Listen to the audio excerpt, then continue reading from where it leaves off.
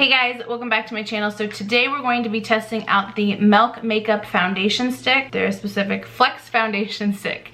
So if you want to see how this product works, then just keep watching.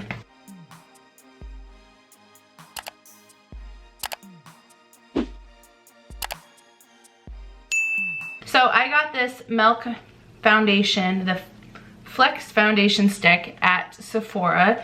I believe it was $36, and I got mine in, I think, the lightest shade. Hold on. Let me pull it up on Sephora's website to see what it says about this foundation. So it says it's supposed to be a medium coverage, natural finish foundation that covers, calms, and flexes without creasing or caking.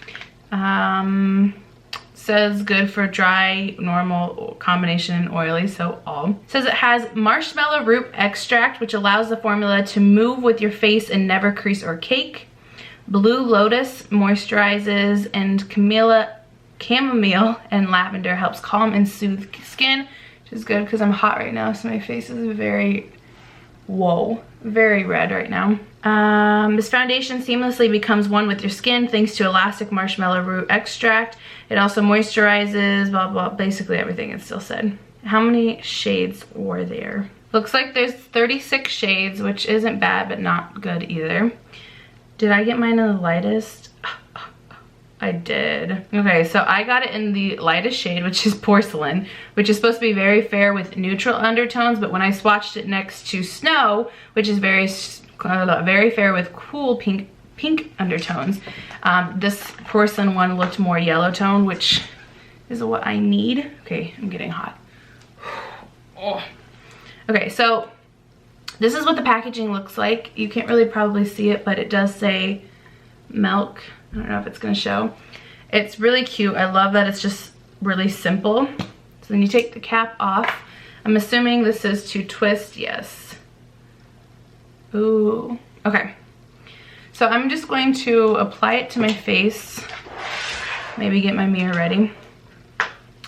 And I'm gonna assume it's gonna be better with a foundation brush because most sticks are, but I'm still gonna do it with the sponge on the other side just to see.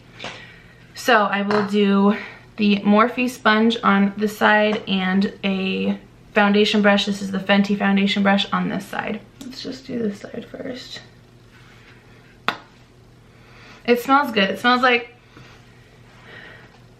chamomile. I think that's what I'm smelling mostly. Let's just paint it in some areas. This is probably not gonna work. Yeah. Some foundations have enough of a little give, the sticks I mean, that a sponge still works. This one, it's still working, but not very well. So I definitely would just pass on a sponge. I'm gonna just paint the rest of my face and then use the foundation brush instead.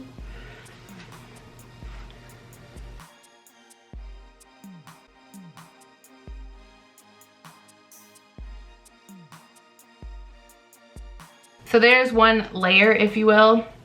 Obviously you can still see everything. Ignore this side, but you can still see everything. So with one layer, it's definitely just medium, or not even medium. I'd say light coverage. I think what I'm gonna do is just apply a little bit in my problem areas and then just kind of let it sit and warm up with my skin and see if that helps with the opaqueness. While I let those warm up, I'm gonna do my neck just so it matches a little better, although it does match pretty well. My neck is the lightest part of me, so let's darken it up some. Oh man, okay. Yeah, I don't know if you can tell, but that doesn't really look too neutral. It looks more on the yellow side. Even the stick looks more on the yellow side, so I wouldn't agree with it saying it's neutral. With a brush, it's blending really nicely. We'll see how well it blends with the ones that I'm just letting sit. That'll be a real test. All right, now I'm gonna try to just buff these out and hopefully keep the opaque that I want. Okay, so now that I've buffed that out, let me bring you a little closer so you can really see my face. Okay, so this is the foundation. Oh my gosh. I didn't even put a primer on. What am I doing? Okay, well, this is my skin with no primer. I definitely think it's medium coverage. My nose isn't looking the greatest right now, but I don't know if I left the clip in where I mentioned I forgot to exfoliate it. I can kind of see my pores right here. Come on, camera, focus. Other than that though, it looks pretty good. So I forgot to put primer, so if this is the case and it's just that, I would put a pore filling primer and it would probably be good. All right, let me zoom you back out. Let me try to build it up in a couple places just because I'm curious.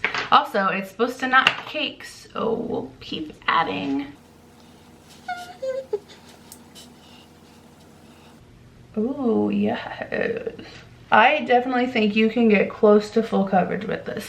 If you aren't as colorful as me, like, you know, you saw how red my face was, this probably would actually be full coverage for you if you know, kept adding some.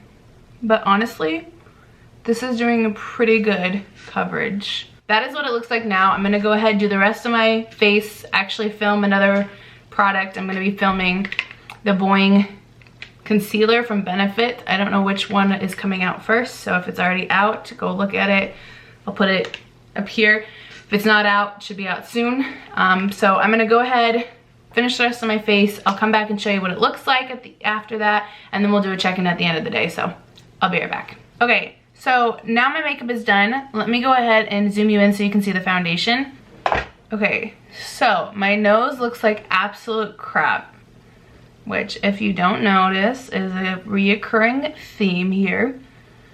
But honestly, it doesn't look too bad for what it normally looks like. I would be really curious to see what it looks like when I exfoliate. But other than that, I think it looks pretty good. Yeah? So let's zoom out real quick. Okay, so I'm gonna go ahead and wear this the rest of the day. It is currently 1:04. Just gonna show you. Isn't that cute? It's my little cousin, my niece and nephew. Anyways, I'm gonna go ahead, go throughout the rest of my day. I am actually going to take this with me. I'm going out of town to my Faja's. So I'm gonna take it with me. I'm gonna try it again the next day. If I have enough battery left, I'll film that. If I don't, then I'll just leave it in the description below how it worked with exfoliating. Ooh, my pores don't look bad right now. But be on the safe side, I'm gonna take my pore filling primer with me and we'll see how that works. Ooh, okay. Oh, I should really take the Milk Hydro Grip in case it comes off at the end of the day. I'm gonna take this with me too, just in case, right? Oh, now I have no space for my deodorant.